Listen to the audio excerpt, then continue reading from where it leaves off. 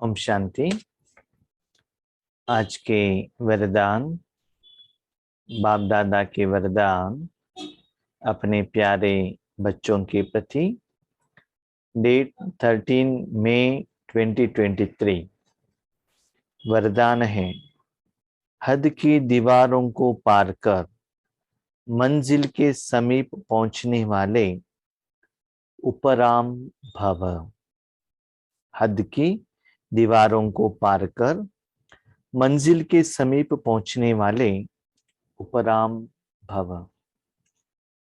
बाबा ने हमको एक मंजिल दी है, वहां तक हमको पहुंचना है। पहुंचना है तो बीच में एक रास्ता है, तो क्या कर सकते हैं? कोई रास्ता लेकर सो भी सकते हैं, कोई पैदल चल कर जा सकते हैं, कोई साइकिल द्वारा, टू व्हीलर द्वारा, फोर व्हीलर द्वारा, ट्रेन द्वारा या कोई फ्लाइट द्वारा अपने जर्नी में आगे बढ़ सकता है। और कम समय में जहां पहुंचना है वहां पहुंच सकते हैं।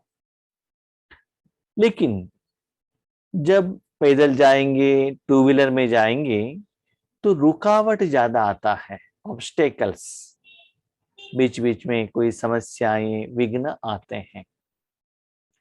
ऐसे ही जब हम ईश्वरीय ज्ञान, सेवा, पुरुषार्थ को लौकिक के साथ कनेक्शन में रखेंगे, तो आपके आगे हर रोज, हर समय, हर सिचुएशन में एक दीवार खड़ा होगा।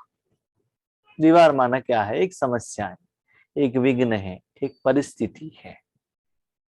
तो क्या करना पड़ेगा? आपके रास्ते में आगे वो आ गया, एक तो उस दीवार को तोड़ना पड़ेगा, नहीं तो दीवार के ऊपर जाना पड़ेगा और नीचे कूदना पड़ेगा। तो एक के बाद एक दीवार आता रहेगा, पति के रूप में, बच्चों के रूप में, हेल्थ के इश्यू के रूप में, बिल्डिंग के रूप में, इच्छा के रूप में। बच्चों का एजुकेशन हो गया, जॉब चाहिए, जॉब हो गया तो शादी करना चाहिए, शादी हो गया तो नया एक दीवार आता है बहू के रूप में। 2 साल होने के बाद पोता आ जाता है। तो ऐसे क्या होता है, दीवार के ऊपर दीवार आता ही रहता है। तो इसको कैसे हल करें? सारे अब संगम युग ऐसे समस्या का समाधान करने के लिए बिजी रहेंगे, तो ईश्वरीय कमाई कब करेंगे? अपने भाग्य को कैसे बनाएंगे? इसलिए बाबा कहते हैं, इस सभी से उपराम रहो, डिटैच। कैसे रहें? जर्नी तो करना पड़ेगा। तो बाबा कहते हैं, दीवार में जब आता है उससे नीचे नहीं आना। समस्या आते ही हम क्या करते हैं? नीचे आ जाते हैं। क्यों, क्या, कब, कैसे, कितना बड़ा हुआ, क्या करना चाहिए, इतना सोच चिंता कर लेते हैं। इसीलिए वहां समय, शक्ति वेस्ट होता है। समस्या नीचे रहने दीजिएगा, आप ऊपर रहिएगा। फॉर एग्जाम्पल, आप गरीब हैं, तो एक घर बनाया है, तो कैसे बनाएंगे? ग्राउंड फ्लोर बनाएंगे ना। तो ज्यादा बारिश होगा तो क्या होगा? तो पानी सभी आपके घर में आ जाएगा। अभी आप थोड़ा पैसे वाले हैं, बहुत बड़ा बिल्डिंग बनाया है और आप 5th फ्लोर में हो, बारिश आ गया, बाढ़ आ गया, पानी आ गया, तो क्या होगा? जो ग्राउंड फ्लोर में है उनको उसका असर पड़ेगा। आपने उनको रेंट पर दिया है, आप तो 5th फ्लोर में हो, पानी दिखाई दे रहा है, घर के अंदर आ रहा है, आपका ही बिल्डिंग है, लेकिन आपके ऊपर उसका असर ज्यादा नहीं पड़ेगा। ठीक है, उनके घर में पानी आ गया करके वो रेंट कम नहीं देगा, रेंट तो उतना देना पड़ेगा। आपका ही घर है, लेकिन प्रभाव, परसेंटेज कम रहेगा। इसी बाबा कहते हैं, ये जो समस्याएं है ना, उससे ऊपर रहो, सदा ईश्वरीय सेवा में बिजी रहो। लौकिक में भी हम देखते हैं, बहुत सारे लोग पैसे ऐसे कमाते हैं, लौकिक अपने समस्या की तरफ अटेंशन नहीं रखते हो, पैसे कमाओ कमाओ, कहां तक टाइमली अपने शरीर को भोजन भी नहीं खिलाते हैं, नींद भी नहीं देते हैं, एक्सरसाइज भी नहीं कराते हैं, परिवार के बारे में देखते ही नहीं, सिर्फ पैसे कमाओ कमाओ कमाओ कमाओ, ऐसे चले जाते हैं। और वर्तमान समय में आप देख लीजिए यूथ क्या कर रहे हैं, सिर्फ अपने बेनिफिट के लिए सोचते हैं, मोबाइल है तो मोबाइल के साथ रहते हैं, बाकी किसी की तरफ वो अटेंशन ही नहीं रखते हैं। तो इसी बाबा कहते बच्चे, जब आपको मंजिल पहुंचने के लिए ये सारे लौकिक का जो समस्याएं विघ्न है, जिसको आप मैं और मेरा समझकर बैठे हो, मोह के रूप में पकड़कर बैठे हो, आपको वहां जाने तक लेट करेगा। इसलिए सभी से उपराम हो जाओ, सारा जिम्मेदारी भगवान को दे दो। तो राम ने क्या किया, अयोध्या को संभालना था, लेकिन रावण का वध करना है ना, इसलिए 14 साल वनवास में रहा। उनको वध करने के बाद वो अयोध्या के राजा बने। तो ऐसे ही बाबा क्या कहते हैं बच्चे, जो लौकिक जिम्मेदारी है, समस्याएं हैं, उससे सदा उपराम, और उसमें ज्यादा टेंशन लेने का जरूरत नहीं है। ठीक है, अभी आप क्वेश्चन पूछ सकते हैं, तो उस समस्या का समाधान कैसे होगा? समस्या आ गई, बाबा को कहिएगा, योग करते रहिएगा, ईश्वरी सेवा में बिजी रहिएगा। योग और सेवा का जो सफलता है, उस फल से आपके लौकिक समस्या का समाधान इतना इजीली मिल जाएगा। उससे आपका जो मंजिल है, ये बाबा आपके द्वारा जो चाहता है, उस तक आप बहुत कम समय में जाकर पहुंच सकते हैं। तो आज वरदान में बाबा ने ये बात क्यों कही? क्योंकि मेरे बच्चे ईश्वरीय सेवा को लास्ट प्रायोरिटी देते हैं, और फर्स्ट प्रायोरिटी किसको देते हैं? जो उनकी जिंदगी में उस दिन में जो समस्या आता है। माया भी बहुत चतुर सुजान है, डामा भी बहुत सुंदर है, आपको टेस्ट देता है। आज एक दीवार, दूसरा नेक्स्ट डे दूसरा दीवार आ जाता है रेडीमेड, उससे भी बड़ा वाला आ जाता है। तो सारे संगम युग में आपको दीवार ठीक करने में ही आपका समय चला जाता है, तो मंजिल को कैसे पहुंचेंगे? इसलिए हम बहुत रीजन देते हैं, भाई जी ये वीक में यही समस्या है ना, ये कंप्लीट होने के बाद अगले हफ्ते में हम कंटिन्यू क्या करेंगे, पुरुषार्थ करेंगे, सेवा करेंगे। नेक्स्ट वीक में और एक समस्या है, नेक्स्ट महीने में और एक समस्या है, ये आता ही रहेगा। इसलिए उसको नीचे, जितना आप नीचे रहेंगे उतना दीवार बड़ा होगा।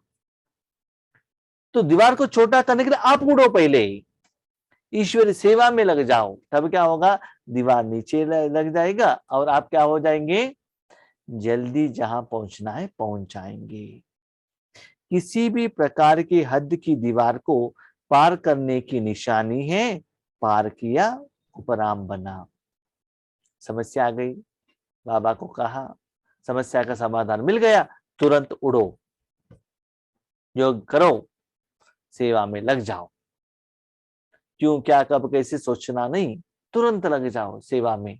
इसी लौकिक में भी क्या करते हैं मालूम है, ड्यूटी में जाते रहते हैं, तो क्या होता है, बीच में किसी का तबीयत ठीक नहीं है, हॉस्पिटल गए, ट्रीटमेंट दिलाया, घर में लेकर आके सुलाया और ड्यूटी पे लगने लग गए। किसी का शादी है, अटेंड किया, घर में आ गए, ड्यूटी में लग गए।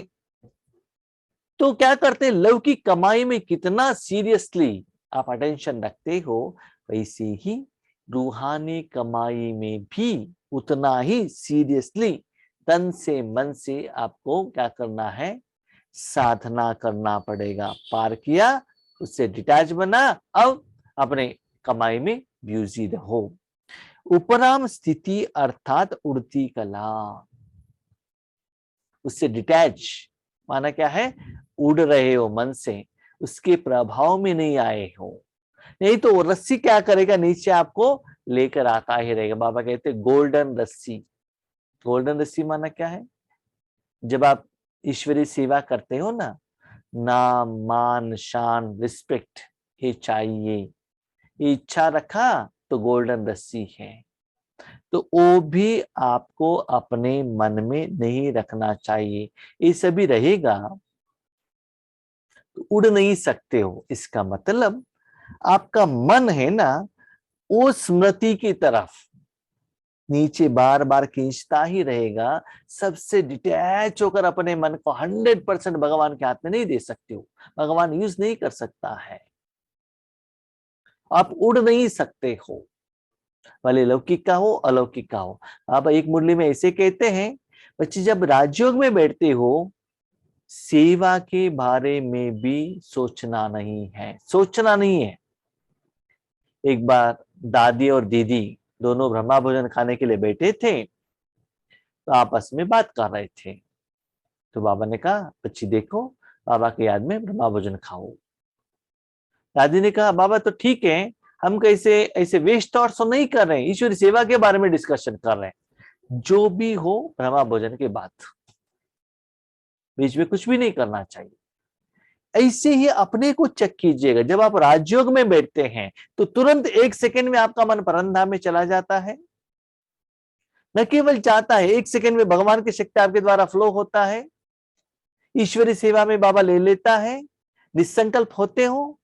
वो कैसे? सिंपल, घर से निकले, 2 व्हीलर द्वारा 4 व्हीलर जा रहे, आप पैदल चले, ऑफिस में एंटर होते ही ऑफिस के साथ कनेक्टेड, बाकी सभी से उपराम।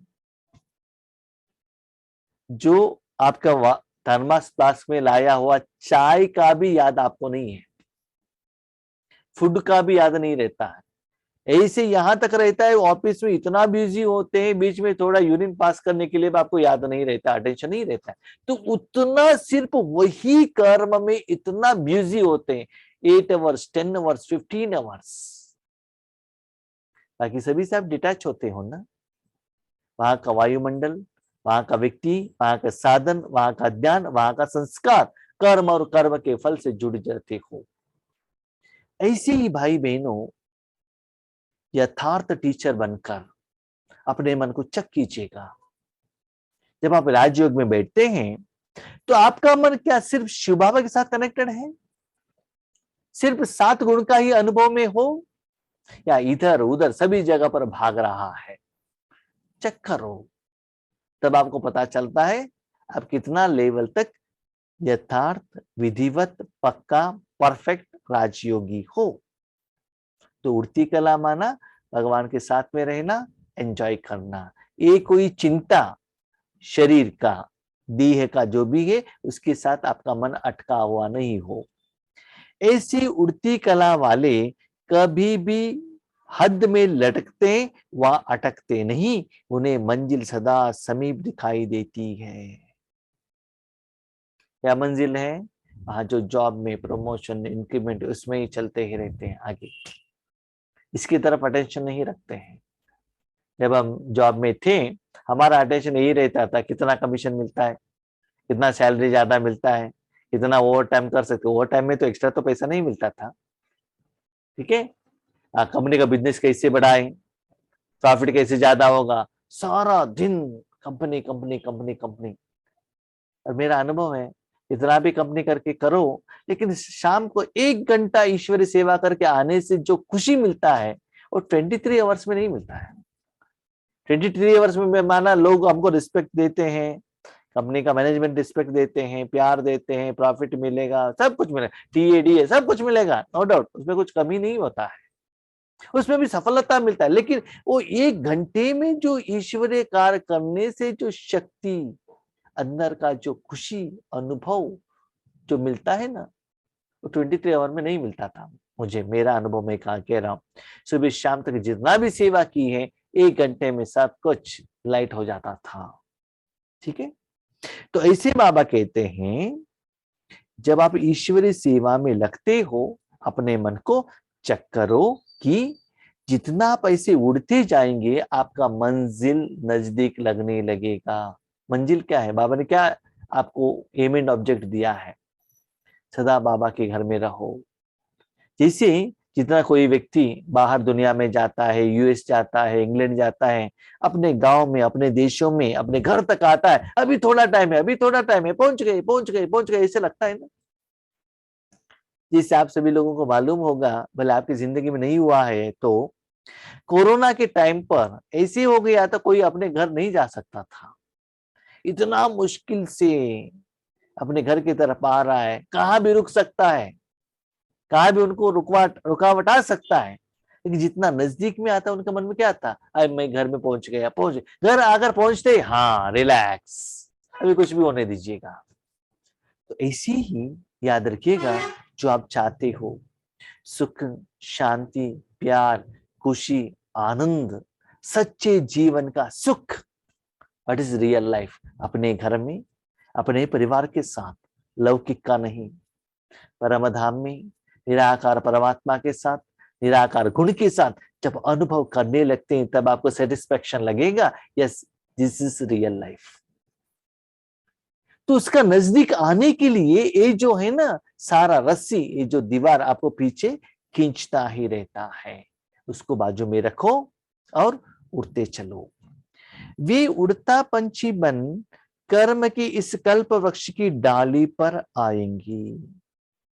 ऊपर उड़ते उड़ते उड़ते ऊपर तक जाकर क्या करेंगे, पहुंच जाएंगे। तो समस्या क्या होगा, नीचे ही रह जाएगा। अभी आपके आगे दीवार है, आप नीचे रहेंगे तो क्या होगा, दीवार ही दिखाई देगा। आप ऊपर जाएंगे तो क्या होगा, दीवार नीचे हो जाएगा। ऊपर जाना माना अपने मन को परमधाम में चले जाओ, लेके जाओ, ईश्वरी सेवा में अपने मन को अर्पण करो। उससे जो कमाई होता है, उस कमाई से क्या होता है, नीचे का समस्या का समाधान मिलता है। भाई बहनों, मैंने देखा है बहुत समय पर, बहुत मेरे पास एक्सपीरियंस है, जब पर्सनल लौकिक कोई हिसाब किताब आता है, उस समय हमको बाबा ईश्वरी सेवा में लेकर जाते हैं। तो यहाँ का समस्या भी बाबा देखता है, वहां का कमाई भी होता है, और वहां का कमाई द्वारा यहाँ का समस्या का समाधान मिलता है। लेकिन हम लोग क्या गलती करते हैं, बाबा ये समस्या कंप्लीट होने दो, उसके बाद हम ईश्वरी सेवा करते हैं। उसके लिए बाबा ने आज आंसर बताए, नहीं बच्चे, समस्या का बाद कमाई नहीं, जो आप कमाई करते हो उससे समस्या का समाधान मिलेगा। बच्चों को शादी करना है, पैसा तो चाहिए ना, उनको अच्छा एजुकेशन चाहिए, पैसा तो चाहिए ना, हेल्थ ट्रीटमेंट देना चाहिए, पैसा चाहिए ना। तो उसके लिए आप कितना सीरियसली भागते हो लौकिक पैसे के लिए। तो ऐसी ही रूहानी कमाई भी आपकी समस्या का समाधान के लिए कारण बन जाएगा। इसीलिए जब भी समय मिले बच्चे, तुरंत उड़ जाओ। भले वाचा सेवा नहीं है, सूल सेवा नहीं है, मनसा सेवा तो कर सकते हो ना, उसके लिए कोई टाइम लिमिट नहीं है, कभी भी कर सकते हो। बेहद के समर्थ स्वरूप से कर्म किया और उड़ा। भेद के रूप में मेरा परिवार, ऐसा नहीं, सारे विश्व के लिए सदा सोचते हैं। ऐसे हम हर रोज अमृत वेले में संकल्प करते हैं ना, सर्वे जनाः सुखिनो भवन्तु, लोका समस्ता सुखिनो भवन्तु। भगवान को हम यही कहते हैं, बाबा आज के दिन इस तन मन को सारे विश्व के कल्याण के लिए यूज करो, चैतन्य चीज हो या जड़ चीज हो। ऐसे बेहद के समर्थ स्वरूप से कर्म किया, कोई एक व्यक्ति के लिए नहीं, कोई एक समस्या के लिए नहीं, कोई एक परिस्थिति के लिए नहीं, स्पेशली अपने के लिए नहीं, और भी स्पेशल देह के लिए नहीं, साधन के लिए नहीं, आत्मा के लिए करो, तब उड़ना आपको अच्छा लगेगा। कर्म रूपी डाली के बंधन में फंसेंगे नहीं, सदा स्वतंत्र रहेंगे। मुझे ये करना है, वो करना है, बच्चों के लिए करना है, उनके लिए करना है, that is never ending, complete होता ही नहीं है। लेकिन देख लीजिएगा, मैं भी देख रहा हूं, जितना हम ईश्वरीय सेवा में लग जाते हैं, लौकिक का काम इतना बाबा आसानी से कर देता है। बाकी लोग जो भले धन वाले, जिनके पास एजुकेशन है, बड़े इन्फ्लुएंस है, फिर भी वो काम उतना आसानी से नहीं होता है। वो डिफरेंस हमको क्लियरली दिखाई दे रहा है। इसलिए वो स्वतंत्र होकर जब ईश्वरी सेवा में लगते हैं, मस्त से रहते हैं। जब मैं कहा भी ईश्वरी सेवा में जाता हूँ, घर से कहाँ भी बाहर, मुझे ये याद ही नहीं रहता है कि मैं घर से बाहर हूँ, इतना मैं वहां खो जाता हूँ। स्पेशली ज्ञान सुनाने के टाइम पर, योग के टाइम पर। और जब वॉकिंग पर जाता हूँ तब सोचता मैं कहाँ हूँ। पहले पहले तो क्या होता था, थोड़ा डर लगता था, इंटरस्टेट में जाते हैं, लैंग्वेज मालूम नहीं रहता क्या करने का है। अभी आना जाना प्रैक्टिस हो गए ना, इसलिए और भी आसान हो जाता। तो इतना हम क्या हो जाते, खो जाते हैं, माना फ्रीडम, कहाँ भी कोई चिंता नहीं रहता है किसी की। कभी कभी हम क्लास में पूछते हैं, अभी देखिए हम अपने लौकिक घर से 1000 किलोमीटर दूर में आए हैं, और आप तो आपके घर के, आपका घर तो लौकिक बाजू में ही है, क्या 1 किलोमीटर सराउंडिंग में है, रेडियस में। लेकिन कौन निश्चिंत है, कौन खुश है, मैं हूं कि आप हो। याद रखिएगा, बंधन अपने अपने मन में है। ऐसा नहीं कि शरीर से आप इतना डिस्टेंस में हो तो आपको बंधन है, नहीं, इतना भी दूर हो लेकिन उससे आप डिटैच भी हो सकते हो। इसलिए ऐसी आत्माएं सदा ईश्वरी सेवा में बिजी रहते हैं, स्वतंत्र रहते हैं। स्लोगन, अनुभवों की अथॉरिटी बनो तो माया के भिन्न भिन्न रॉयल रूपों से धोखा नहीं खाएंगे। अनुभव आपको परफेक्ट बनाता है कि दोबारा वो गलती आप नहीं करते हैं। इसलिए किसी का बात सुनना नहीं। अपने जिंदगी में जो अनुभव होता है वही आपको पक्का बना देती है। लेकिन ऐसा नहीं खुद अपनी जिंदगी में अनुभव होते रहे, ऐसा नहीं। और किसी का जिंदगी में जो होता है ना, जो सुना है ना, वो देखा है ना, वो आपकी जिंदगी में ना हो, इसके लिए उनका बात को भी अपना जिंदगी में ला सकते हैं। मैं आपको मेरा अनुभव कहता हूं, कभी कभी जो नए लोग रहते हैं ना, उनको अनुभव नहीं रहता है। अभी हमारा जो सीनियर्स भाई बहने हैं माउंट आबू में और अलग अलग जगह पर हैं, और दादियां हैं, उनका जो अनुभव कहने से हमको वो एक्सपेरिमेंट करने का जरूरत नहीं रहता है कि क्या करना है। उनका अनुभव हमको आगे बढ़ने के लिए आसान देता है। देखिए, आज दुनिया में एक फ्रिज आ गया या मिक्सी आ गया, वो रिसर्च करने में कितना साल उन्होंने समय और शक्ति को वेस्ट किया होगा, लेकिन उसके बाद जो फल आता है हम कितना आसानी से यूज कर रहे हैं। अभी देखिए फॉर एग्जाम्पल जूम ऐप या कंप्यूटर, रिसर्च करने में कितना समय लिया होगा, और हमने कितना कम समय में उसको यूज करने लगे, उसका बेनिफिट ले रहे हैं ना। तो ऐसे ही बाबा कहते हैं जो अनुभव भले अपनी जिंदगी में हो और किसी के जिंदगी में हो, वो अनुभवों से आपको लेसन सीखकर आगे बढ़ते चलो। उसमें भी स्पेशली आपकी जिंदगी में अनुभव हुआ है, अनुभव माना कर्मों का फल, आपको अधिकार होता है, अथॉरिटी। जिस रास्ते पर कभी आपने एक दिन पैदल चलकर रॉन्ग रास्ते पर गए थे, आपको इतना कॉन्फिडेंस आएगा, यस ये गलत ही है। क्यों? क्योंकि मैं एक बार यहाँ पैदल चलकर रॉन्ग रास्ते पर गया था और रिटर्न आया था, कॉन्फिडेंस से कहेंगे। और किसी ने बाजू में डायरेक्शन दिया होगा, शायद ये होगा करके आपके मन में क्या होता है, डाउट रहता है। इसलिए खुद अनुभवी बनो। साथ में माया कितना सूक्ष्म रूप से धोखा देती है, उसका थोड़ा क्या करो, अटेंशन रखना। बार बार बार माया आपको धोखा देते रहे, उसके पंजे में आप आ जाओ, ऐसा नहीं होना चाहिए। इसे कहते हैं ना, सच्चे पुरुषार्थी कौन है, तीव्र पुरुषार्थी कौन है, एक बार जो गलती करते हैं वो दोबारा नहीं करना चाहिए, उनको कहते हैं तीव्र पुरुषार्थी। ऐसे माया से बार बार धोखा मत दे लेना। ओके, अच्छा, ओम शांति।